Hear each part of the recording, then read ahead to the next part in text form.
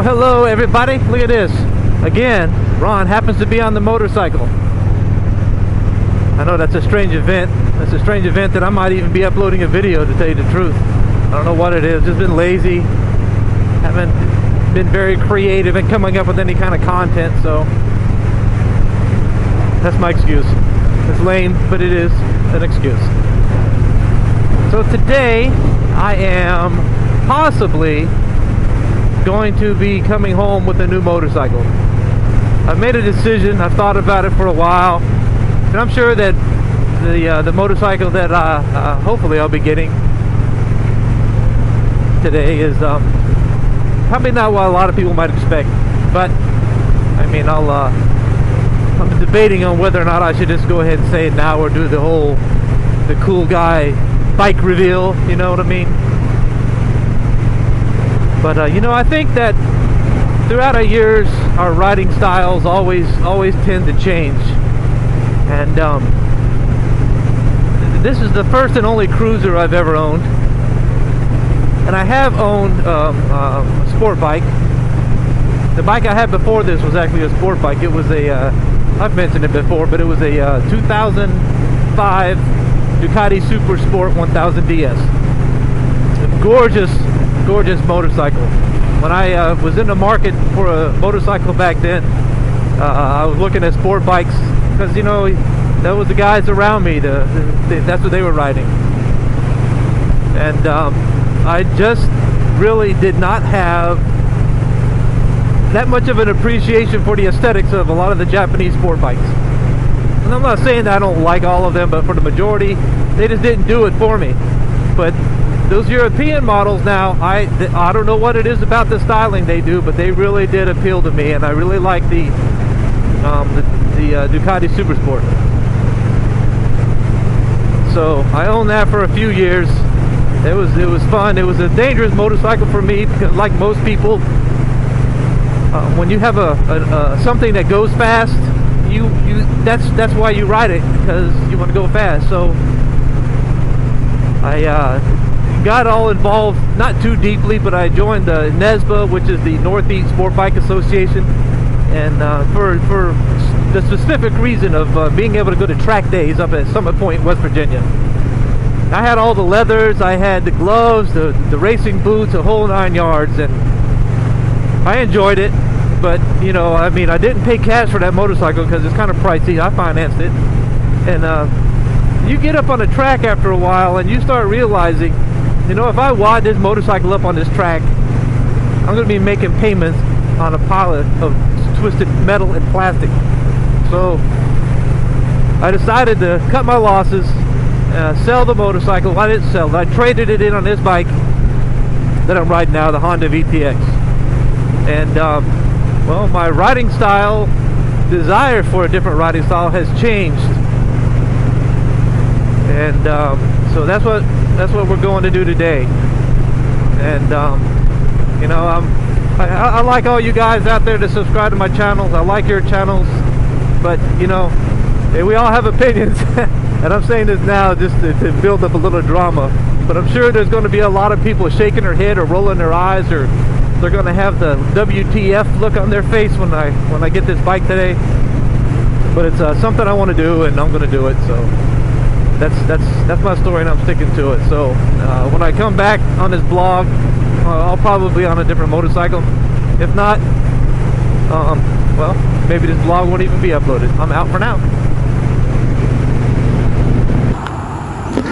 So what's up, guys?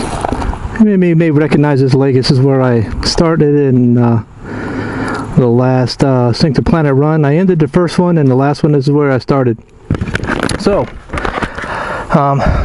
from the earlier part of this vlog is interesting, because I left this morning about 8:30 or so to go to the motorcycle shop, and now here it is about 5 o'clock in the evening or so.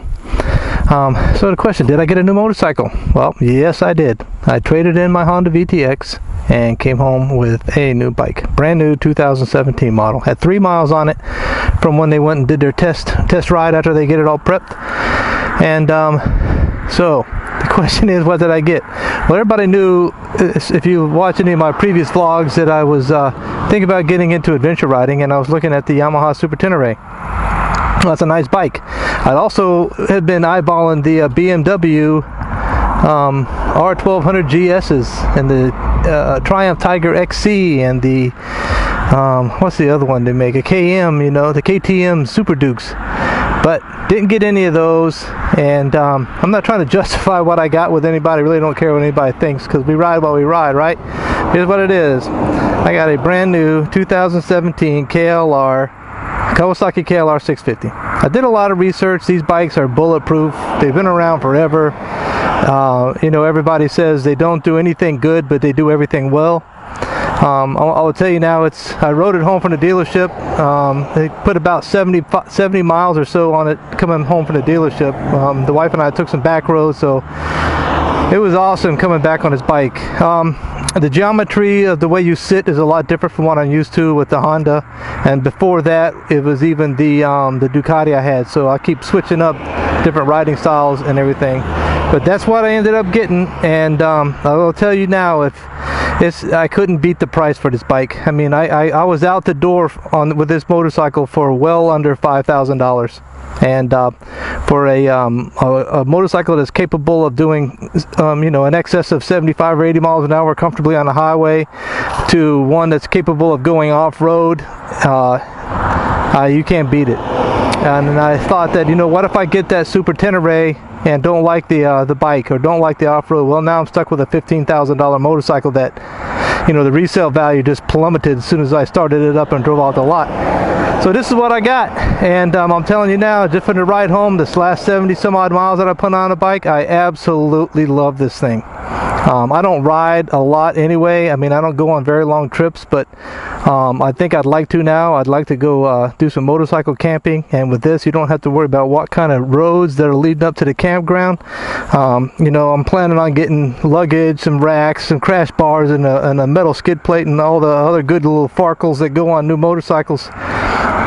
But for what this motorcycle is, I am super happy. It's not a little bike. It's I think the seat height is about 34 inches, and I'm 6'1", and I got about a 34 to a 36 inch inseam, and I just can't flat foot it.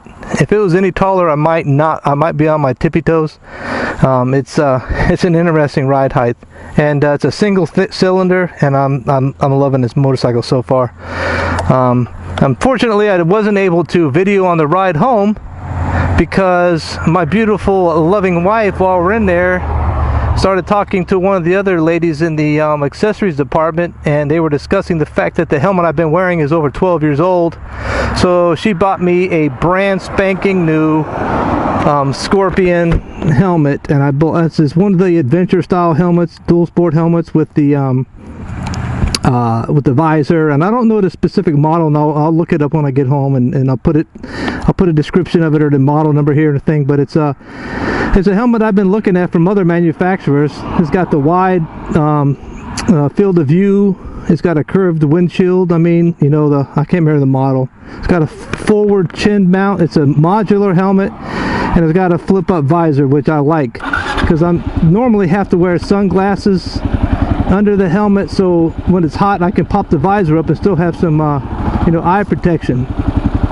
And with the visor, with the drop down visor, I don't have to worry about it. So one thing with this bike is the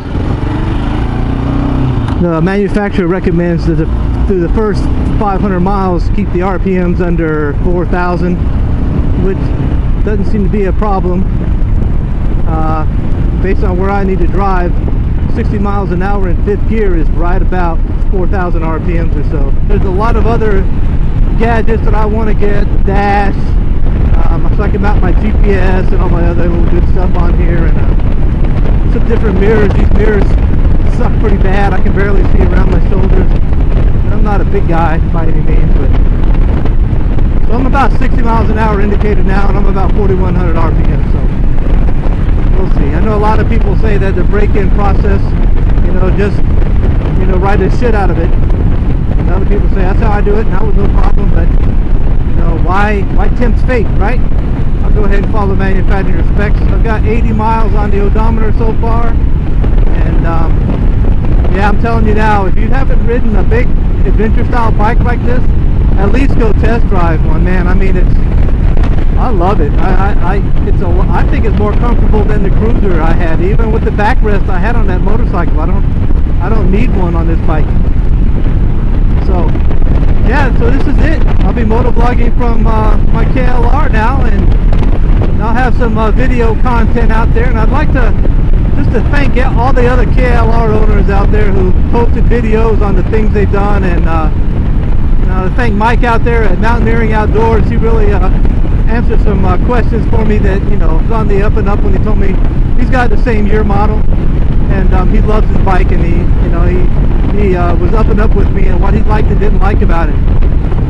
And yeah, it's an awesome bike. I have no regrets, no buyer's remorse or anything at all. It's fun. It's a fun bike, and you know, and you can even stand up on this motorcycle when your butt gets tired.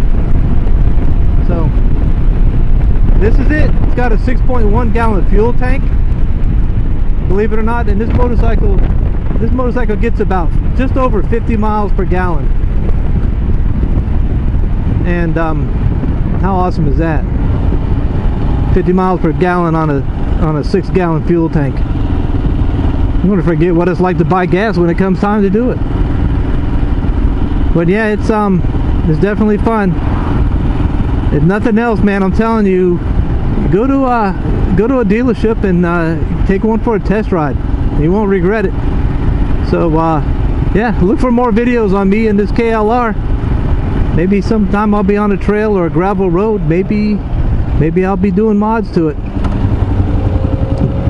Just like all the other millions of KLR motorcyclists. I don't know how I didn't notice that light was green. That guy across the way looked at me like I was an idiot. Haha, somebody got tickets. The speed limit still here is 25 miles an hour. That's a Bowling Green town police car. I think there's only like 2 or 3 police officers in the town, aside from the county sheriff. So you really had to have some bad luck to get stopped by that person. The worst of luck. So anyway, I'm going to end the vlog here. So yeah, man, I'm telling you, you can't go wrong with this motorcycle. Carry a passenger. Hell, people have taken these from all the way up in North and South America, from the lower parts of the United States up into the Arctic Circle and back.